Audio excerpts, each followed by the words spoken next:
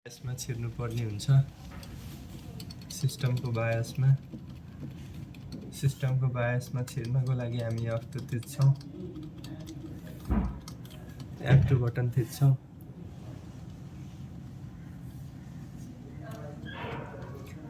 यो देखाउनु पर्यो F2 बटन। अब हामी चाहिँ बायसमा आइसक्यो। अप्टिप्लेक्स हाम्रो 9010 हो डिभाइस चाहिँ। अब सिस्टम इन्फर्मेसन चाहिँ हाम्रो यो रहेको छ हैन। अब हामी बुट सिक्वेन्समा जानु पर्यो। बुट सिक्वेन्समा हामी हेरौँ उबुन्टु काली लिनक्सहरु छ, तर हामीलाई अहिले चाहिँ हामी विन्डोज बुट गर्न गइरहेछौँ। सो त्यस कारणले हामी चाहिँ यसलाई अनचेक गरेर एप्लाई गर्यौं हैन। अनि हामी चाहिँ एक्जिट गर्छौं र चाहिँ हामी F12 थिच्छौं, किन बुट म्यानेजर चाहिँ F12 बटन हो। डेलको केसमा मोस्टली F12 नै हुन्छ। अब F12 प्रेस गरिराख्नु पर्यो। अब हामी सिम्पली बुट अप्सनमा आयो, UEFI बुट अप्सनमा। सो अब हामी चाहिँ कहाँ जान्छौँ त भन्दाखेरि हाम्रो बुटेबल पेन ड्राइभ चाहिँ एडाटा हो। यसलाई हामीले चाहिँ इन्टर गरौँ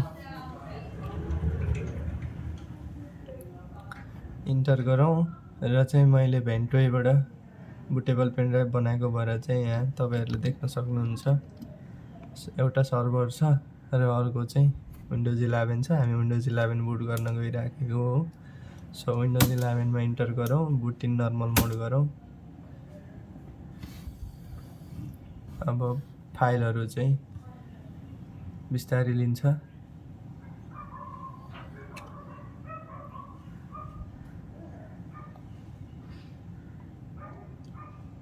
यसले एकछिन समय लिँदैछ।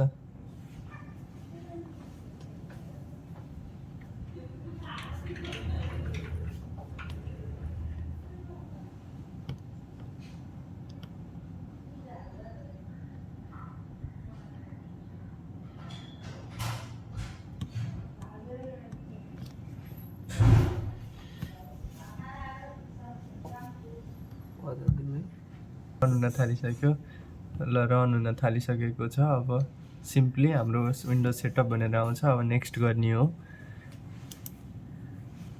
र इन्स्टल नाउमा जानु पर्यो।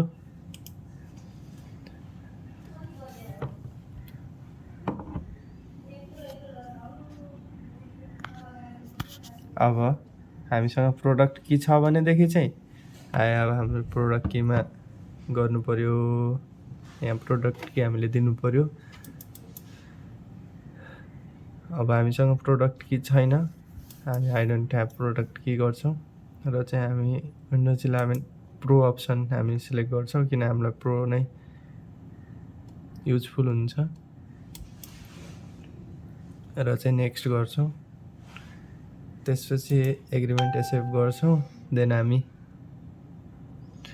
हामी नेक्स्टमा जान्छौं र चाहिँ कस्टमाइजमा जान्छौं र यहाँ हाम्रो ड्राइभहरु हामीले देख्न सक्छौं। यहाँ चाहिँ हार्ड डिस्क ड्राइभ भनेर चाहिँ मैले राखेको थिएँ हार्ड डिस्कलाई।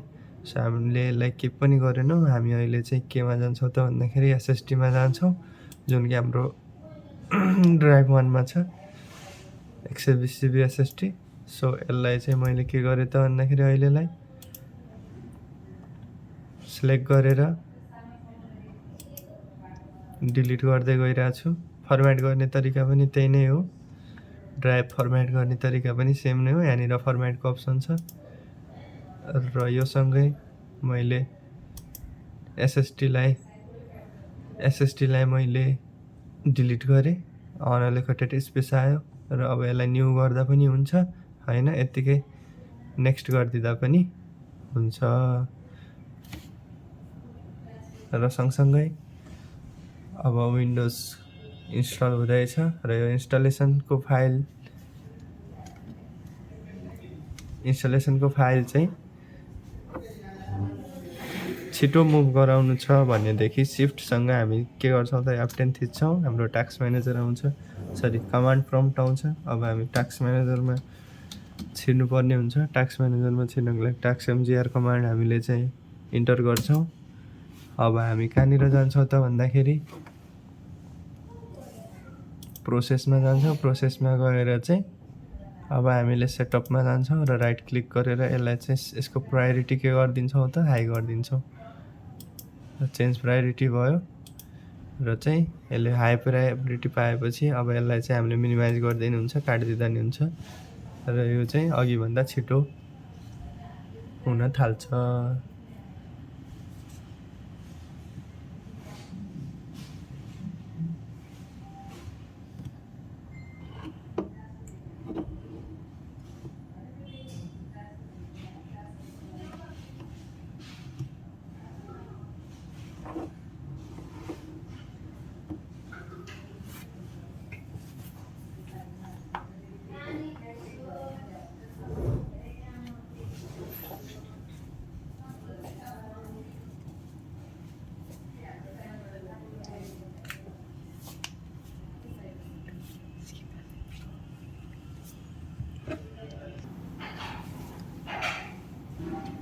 हाम्रो 67%, 68% पुगिसकेको छ, जुन चाहिँ निकै फास्ट भइराखेको छ। हामीले चाहिँ यसरी टाइम सेभ गर्न सक्छौँ।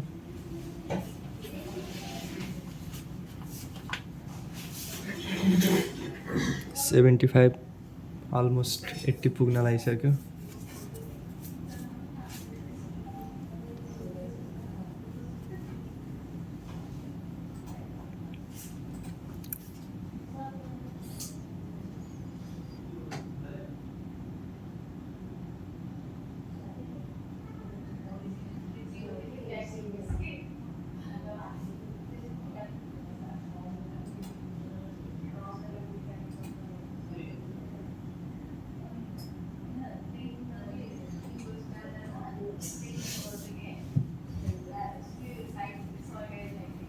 अलमोस्ट 90 कम्प्लिट हुन लाग्यो।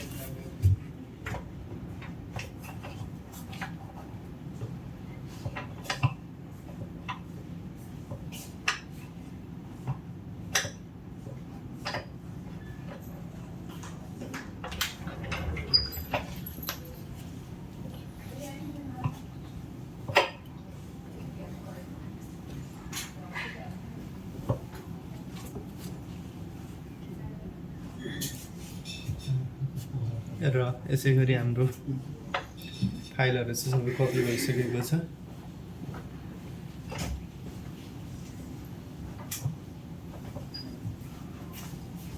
अब चाहिँ यो रिस्टार्ट हुन्छ।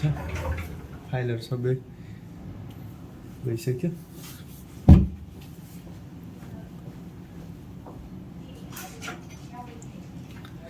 सो अब चाहिँ अलमोस्ट भइसक्यो।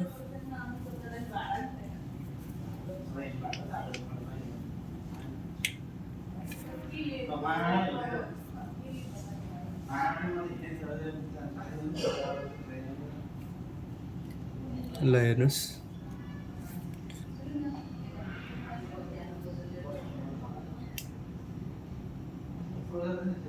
Starting services. अब सर्भिसेसहरू लिँदैछ।